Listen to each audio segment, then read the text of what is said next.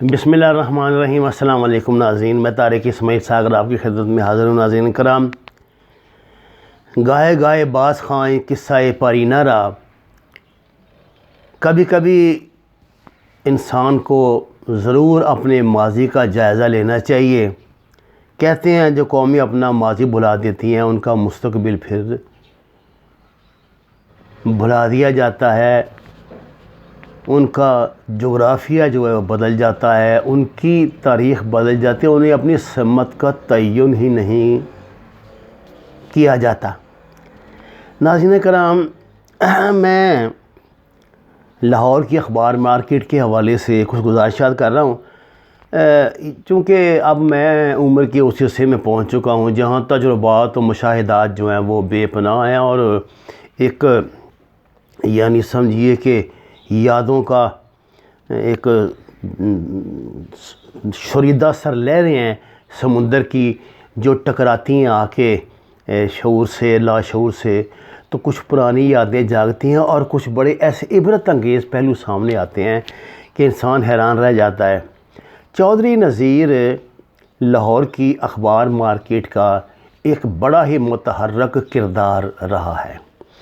چودھری نذیر نے پاکستان میں شاید لاہور میں پہلی مرتبہ جس طرح پریشر گروپ ہوتے ہیں، اس طرح صحافی بھی ایک پریشر گروپ میں، تاجر لاہور کے ایک پریشر گروپ تھے۔ اب تو بیچاروں کے پتہ نہیں کچھ رہا ہے کہ نہیں، صحافیوں کو بھی بیڑا غرق ہو گیا، تاجروں کا بھی یہی حال ہے۔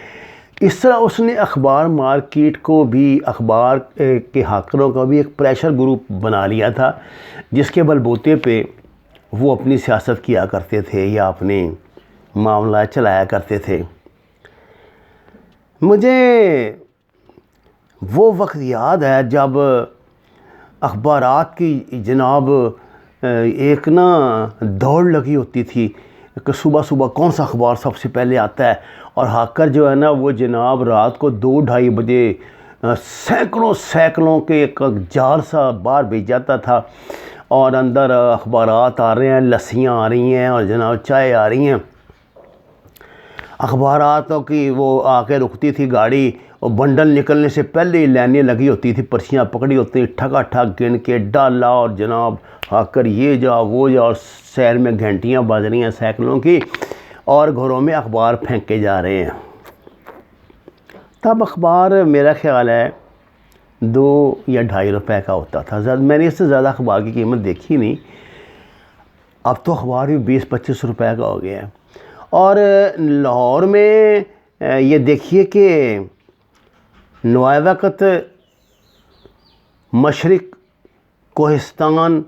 کوہستان مشرق، نوائے وقت، پاکستان ٹائمز، امروز، یہ تھے اخبار۔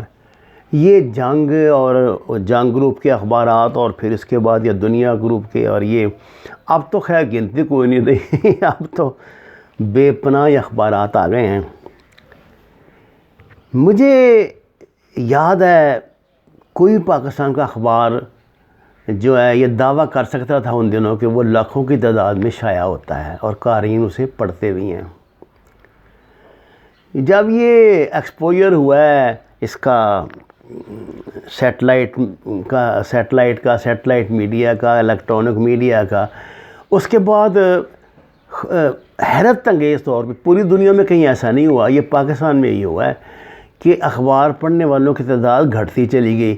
یہ بات جھوٹ ہے جو لوگ کہتے ہیں کہ نہیں جو وہ تو اس پہ پڑھ لیتے ہیں، یہ ٹیلی فون پہ اور کمپیوٹر پہ نہیں، یہ ممکن نہیں ہے۔ جو لوگ اخبار پڑھنے والے ہیں وہ سوائے اخبار کی کچھ اور کہیں پڑھ ہی نہیں سکتے۔ یہ کہ عادت ہے، یہ جس طرح ہماری ناشتہ کرنا ایک عادت ہے نا، اس طرح اخبار پڑھنا ایک عادت ہے۔ چودھری نذیر نے بہت تیزی سے بڑی طاقت پکڑی جناب، وہ اپنی مرضی سے وہ چلاتا تھا، ایک یہ سمجھے کہ مارشل ایڈمنسٹریٹر بنا ہوا تھا وہ اس مارکیٹ کا، اور ہزاروں کی تعداد میں بھائی اخبار آتے تھے۔ جب یہ ٹسر شروع ہوئی ہے جنگ اور نوائے وقت کی، اور جنگ کی جو پہ کچھ رکاوٹ اس کی ترسیل میں پیش آنے لگی، دوسرے معاملات ہونے لگے، اس میں بھی یہ لوگ بنیادی کردار یہی ادا کیا کرتے تھے، نئے اخبارات کے مالکان کو کس طرح بلیک میل کرنا ہے، کس طرح پھنسانا ہے، کس طرح اپنی لائن پہ لانا ہے، یہ بڑے دو پیچھے بندہ جانتا تھا۔ میں کوئی 15-20 روز پہلے اخبار مارکیٹ کی طرف سے گزر رہا تھا تو میں حیران رہ گیا دیکھ کہ اخبار مارکیٹ تو ملبے کا ڈھیر بنی ہوئی ہے، اور پتہ یہ لگا مجھے کہ جناب اب تو جو اندر کی تو دکانیں ختم ہو گئی ہیں، اب تو باہر بیٹھ کے لوگ تھڑوں پہ اخبار بیچتے ہیں، کوئی سڑک پہ بیٹھ جاتا ہے، کوئی لوہاری کی طرف نکل جاتا ہے، اور جو رسالے بیچنے والے بیچارے تھے اندر وہ میرے خیال اردو آ کے باہر وہ بھاٹی چوک کی طرف پہنچ گئے ہیں، وہاں ہادیہ سینٹر میں کہ باہر بیٹھ کے بیچ رہے ہیں، کر رہے ہیں۔ اس سب کی وجہ چودھری نذیر صاحب تھے۔ وہ اپنی منوپلی اور اپنی دھونس دھاندلی قائم کرنے کے لیے اس طرح کیا کرتا تھا۔ میرے بڑے محترم بڑے پیارے دوست ندیم چودھری صاحب کے ساتھ اس نے زیادتی کی۔ وہ اخبار کی طرف سے مذاکرہ، وہ جہان پاکستان کے ایڈیٹر تھے، اس کی ہیرا پھیری کچھ پکڑی تو مذاکرات کرنے کے لیے گیا تھا، اس نے اپنے گنڈوں کے ذریعے پہ حملہ کروا دیا۔ یہ واردات وہ عام کیا کرتا تھا۔ اس نے وہاں کوئی ہاکر بدماش قسم کے رکھے ہوئے تھے اور ان کے ذریعے مار کو پٹائی کے واقعات وہاں کرتا رہتا تھا۔ اس نے بڑی یہ سمجھی کہ وہاں اپنی ایک حکومت الگ سے قائم کر رکھی تھی۔ اب صاحب ہوتا یہ ہے کہ اخبارات جو ہزاروں میں تھے وہ تو آ گئے سینکڑوں میں، مارکیٹ کا ویسے بیڑا غرق ہو گیا۔ یہ جب کرونا کی وبا آئی ہے تو کچھ احتیاطی سلسلے شروع ہوئے۔ جو بات میں آپ سے بتانا چاہتا ہوں، وہ جس کے لیے میں نے تمہید باندھی ہے، وہی ہے کہ اتنی یعنی پر رونق دنیا میں اتنا تنتر خواہ بندہ، ایک تو زوال شروع ہوا جب اخبارات کا اور صحافت کا اور صحافیوں کا، تو ظاہر ہے اس کے اثرات بھی مارکیٹ پہ آئے اور منافع کم ہونے لگے، اور وہ ٹور ٹپا بھی کم ہونے لگا۔ جب کوئی محکمہ زوروں میں ہوتا ہے نا تب تو پھر لوگ اس کی بات بھی سنتے ہیں، نہیں ہوتا تو کہاں سنتے ہیں۔ مثلا اگر ملک میں جب مارشل لا لگتا ہے تو آپ کو پتہ ہے پولیس کی حیثیت وہ نہیں رہتی جو ہوتی ہے، جب مارشل لا نہیں ہوتا تو پولیس اپنی حیثیت میں واپس آ جاتی ہے۔ چودھری صاحب کا چونکہ مسئلہ یہ تھا کہ وہ زیادہ تر کام وہ اپنی ایک مخصوص مزاج اور اس سے کیا کرتے تھے۔ ایک مجھے بتایا گیا کہ ایک ہاکر وہاں بیچارہ بڑا غریب تھا، بوڑھا آدمی تھا، تو اس کو نزلہ زکام وغیرہ کی خاصی شکایت رہتی تھی۔ جو ان کا چمچہ گروپ تھا اس نے چودھری سے کہا کہ اس کو کرونا کی شکایت ہے، یہ اخبار لینے آ جاتا ہے تو ہمیں بھی ہو جائے گا۔ چودھری اپنے مزاج کے مطابق اس کو گالیاں بکی دو خاصی، اور اس سے کہا کہ تم دوبارہ مارکیٹ میں مجھے دکھائی نہ دینا۔ اس نے کہا میری بچیاں چھوٹی چھوٹی، میری بچیاں ہیں، میرا کوئی کمانے والا ہے نہیں، آپ کی مہربانی میں باہر سے لے لیا کروں گا، لیکن میرے ساتھ یہ ظلم تو نہ کریں۔ آپ کو پتہ نا ہاکروں کے علاقے لگے ہوتے ہیں، اگر وہ اخبار لے گا ہی نہیں، وہاں دے گا نہیں تو علاقے میں کیا دے گا، تو بیچارے کی زندگی کیسی چلے گی؟ ان کی تو زندگی جو ہوتی ہے وہ ایک مہینے کے بعد ملنے والے پیسوں سے چلنی ہوتی ہے نا۔ اچھا اس نے اس کو گالیاں والیاں دے کے نکال دیا۔ وہ بیچارہ 2-4 دن تو گھر بیٹھا رہا۔ اس کے بعد وہ مجبور ہو کے پھر اخبار لینے آ گیا، تو ہاکروں نے بتا دیا اس کو۔ چودھری تھا اگر وہ بھی اٹھا جناب، اس نے ڈنڈا پکڑا اور اسے مارنا شروع کر دیا۔ یہ دروغ برگردن راوی عینی شاہدین جو بتاتے ہیں، کہتے ہیں کہ اس بندے نے اس کو ڈنڈے سے اتنا مارا کہ اس کے بازو خاصا ہرٹ ہوا اور وہ رونے لگا۔ اس نے کہا چودھری مجھے تو کرونا نہیں ہے، لیکن تو کرونا سے جلدی مر جائے گا اور تجھے اللہ نہیں چھوڑے گا۔ اس کو دھکے دے کے نکال دیا۔ اس واقعے کے مشکل 7 یا 8 دن بعد چودھری صاحب کی کرونا سے ڈیتھ ہو گئی، ان کی کرونا سے وفات ہو گئی، اور پتہ یہ لگا کہ ان کو کرونا بالکل نہیں تھا، لیکن اس بندے کی بد دعا کے بعد ان کو یہ کرونا ہوا، اور وہ جناب ان کا سارا ٹور ٹپا مارکیٹ انہوں نے گرا دی ہوئی تھی، کوئی اس کی میں نئی کوئی توسیع کر رہے تھے، انہوں نے اس کو بڑی کمائی کا ذریعہ وہاں بنایا ہوا تھا نا۔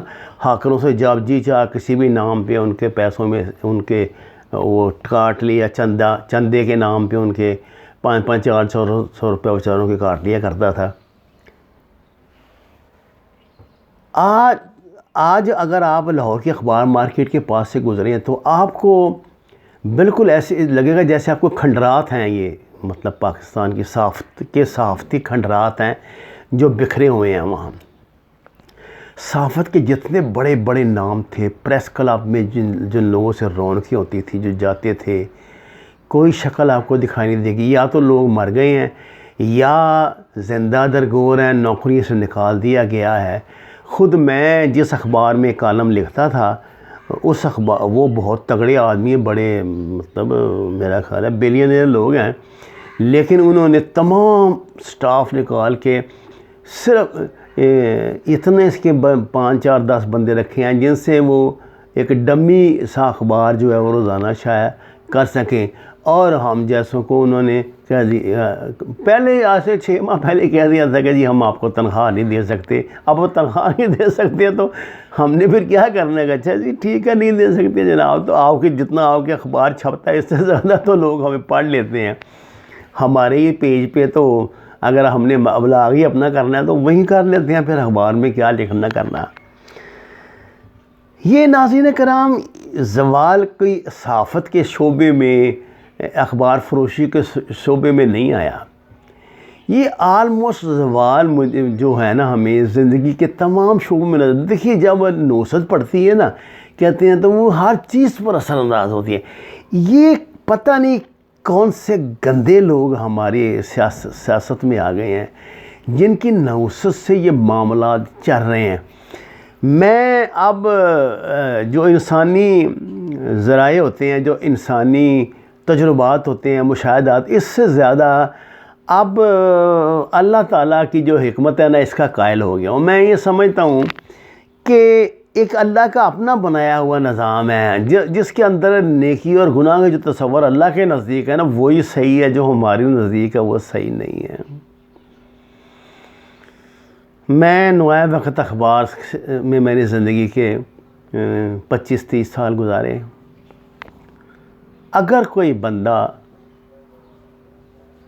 نوائے وقت کے دفتر میں آج ایک چکر لگا کے آ جائے تو وہ دھاڑے مار مار کے باہر آ کے روئے گا، اگر اس کا کبھی تعلق رہا ہے اس عظیم ترین اخبار سے۔ ناظرین کرام، لاہور، ملتان، پنڈی، اسلام آباد، کراچی، اتنے 5-6 اسٹیشنوں سے چھپنے والا اخبار اب کے تمام ایڈیشن اب لاہور سے چھپتے ہیں۔ اچھا، میں نے نوائے وقت کی مثال اس لیے دی ہے کہ وہ تو کیونکہ میرا تعلق اسے تھا۔ آپ یقین کریں باقی بھی تمام اخبارات کا یہی حال ہے۔ جو اخبار مارکیٹ میں 70,000 لاہور مارکیٹ میں جایا کرتا تھا، شاید آپ میری بات کو نہ مانیں، وہ اب 2,000-2,500 3,000 جاتا ہے۔